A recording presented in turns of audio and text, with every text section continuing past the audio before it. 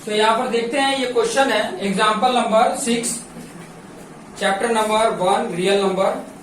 Show that 5 minus root 3 is irrational number. ये show करना, show करने का मतलब है कि बताओ या तो प्रूव करके, सिद्ध करके बताओ कि ये 5 माइनस रूट 3 कैसे इरेशनल नंबर है। तो उसको भी हम देख लेते हैं। ठीक है, सबसे पहले स्टार्ट करने से पहले क्या लिखोगे? Let us assume 5 minus root 3 is rational number. ये पहले प्रूव कर लो, पहले लिख लो। प्रूव बोल रहा हूँ कि पहले अज्यूम कर लिया मैंने कि ये रेशनल नंबर है। उसके बाद मैंने आपको बोला था कि फाइंड कर लो a अपन b या p upon q equal to 5 minus root 3। ठीक है, और आगे यहाँ पर लिख देना where a and b are integer and coprime. ठीक है, और साथ साथ में जो आपने बोला अभी यहाँ पर ऐसे लिख सकते हो, b is not equal to 0 ऐसे करके ब्रैकेट में लिख सकते हो, शॉर्ट में अगर लिखना है तो। ठीक है, बाकी तो आप इस तरीके से विस्तार में करके लिख सकते हो। उसके बाद का स्टेप क्या करना है, ध्यान से समझना। ठीक है, मैं ये माइनस रूट 3 को इस तरफ कर दूं तो रूट 3 हो गया, और यहाँ 5 तो है ही है। ये a अपन b जो इधर था उसको इस तरफ करेंगे तो इधर प्लस था तो इधर आके माइनस हो जाएगा। क्लियर? क्लियर हुआ? अब यहाँ पर ध्यान दो। ठीक है, यहाँ पर कॉन्ट्राडिक्शन क्या है, या इस तरीके से बोल सकते हो, इसको एक और स्टेप में लिख सकते हो कि ये इधर से मल्टीपल होगा, इसके नीचे 1 होता है। फ्रैक्शन को किस तरीके से सम करोगे, यहाँ पे हो जाएगा ये 1 है, और 1 और b का एलसीएम क्या होता है, b होता है। ठीक है, तो 1 इंटू बी करोगे तो b होगा, तो इसमें भी b करोगे तो 5 इंटू बी। फ्रैक्शन आप लोगों ने नहीं आता होगा तो थोड़ा सीख लेना। ये b बन जाए तो a बन जाए, a हो जाएगा। इस तरीके से समझ में आया? क्लियर? और हमें पता है कि ये जो है, ठीक है, यहाँ पे लिख सकते हो, यहाँ पर ऐसे लिख दो कि ये जो है 5b minus a upon b and root 3 is rational number.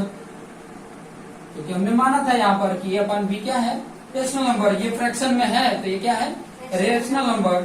But contradiction क्या बोलता है, कॉन्ट्राडिक्शन फैक्ट क्या बोलता है, बट कॉन्ट्राडिक्शन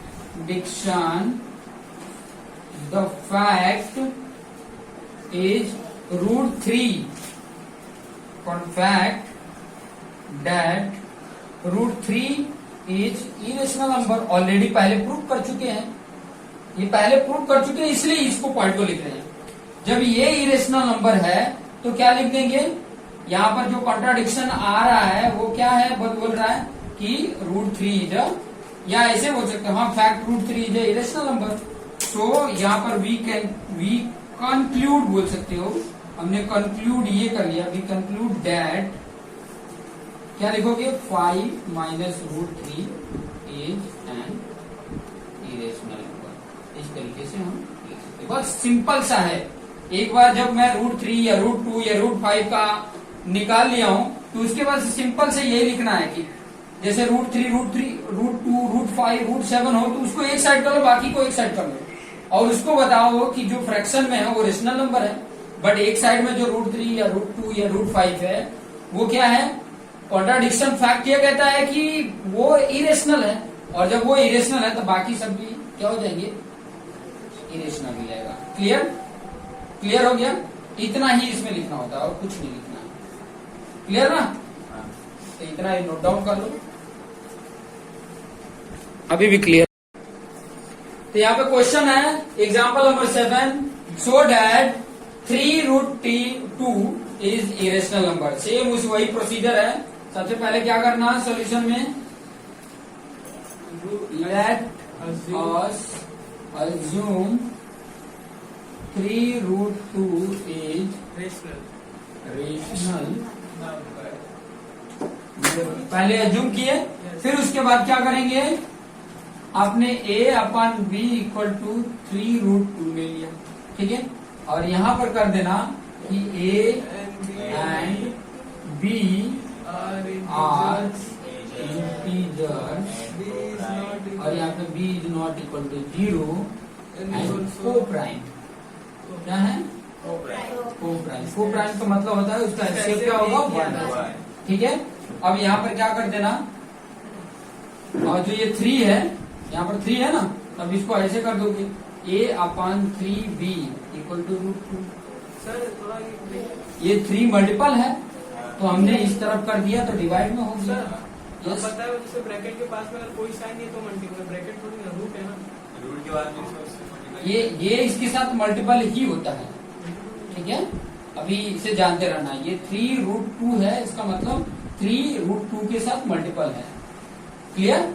तो ये 3 मल्टीपल है तो इस तरफ आके डिवाइड हो गया। क्लियर? जब डिवाइड हो गया तो इस कंडीशन में आप लिख सकते हो कि a एंड b इंटीजर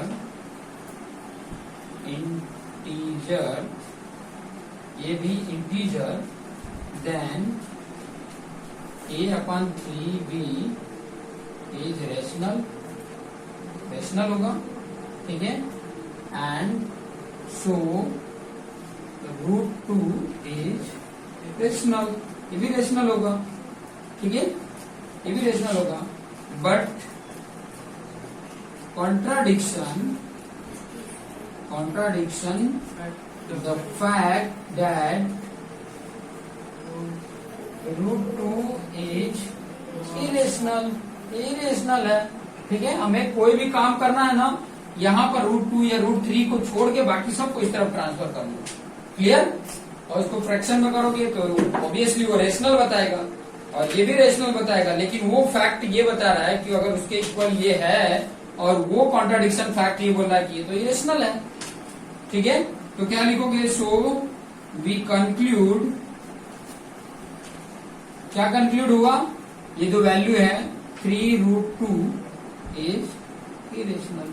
बस हो गया, तो हो गया, बस इतना ही करना है। क्लियर? इतने ही पॉइंट हैं और कुछ नहीं है।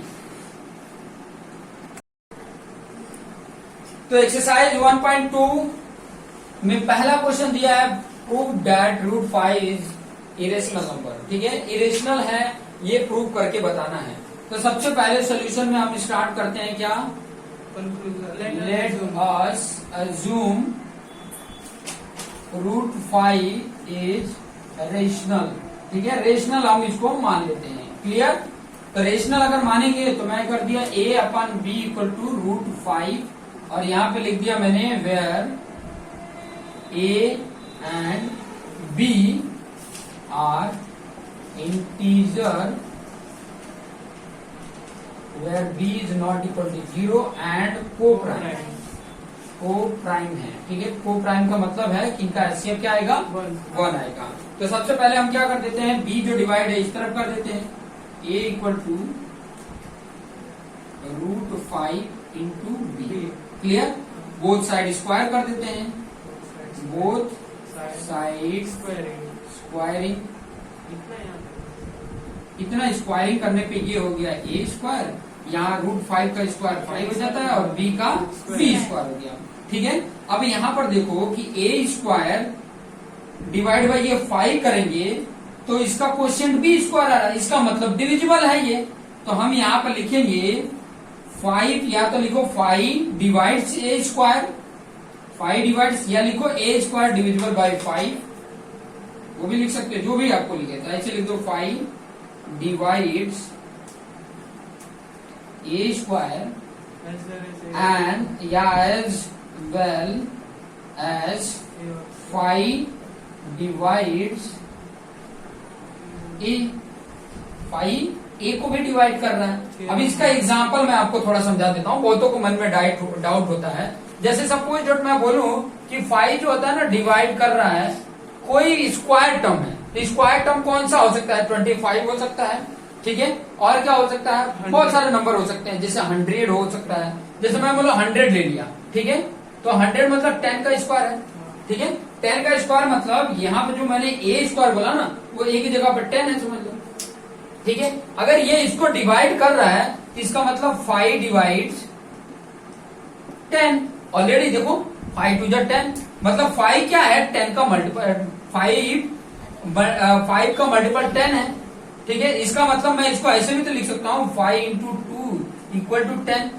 इसका मतलब ये 2 की जगह पे मैं कभी कभी R लिख देता हूँ या C लिख देता हूँ, तो इसके बराबर हो गया कि नहीं। ये जो मैं A लेता था, ए ही की जगह पे मैं ये 2 की जगह पे C या कोई भी अल्फाबेटिकल ऑर्डर लिख लेता हूँ कि इसका मल्टीपल करने पे यार, तो ये तो मैंने एज्यूम किया ना, वैसी जगह पे कोई और नंबर हो जाएगा, तो ये 2 ही नहीं आएगा ना, 3 भी हो सकता है, 4 भी हो सकता है, 5 भी हो सकता है, इसलिए कोई अल्फाबेटिकल ऑर्डर दे देते हैं।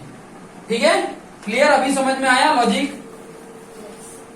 अभी यहाँ पे 5 divides a square as well as 5 divides a, according to लिख भी सकते हो, अकॉर्डिंग टू 1.2 थियरम, ये भी लिख सकते हो। ठीक है, अकॉर्डिंग टू 1.2 थियरम, इतना हुआ।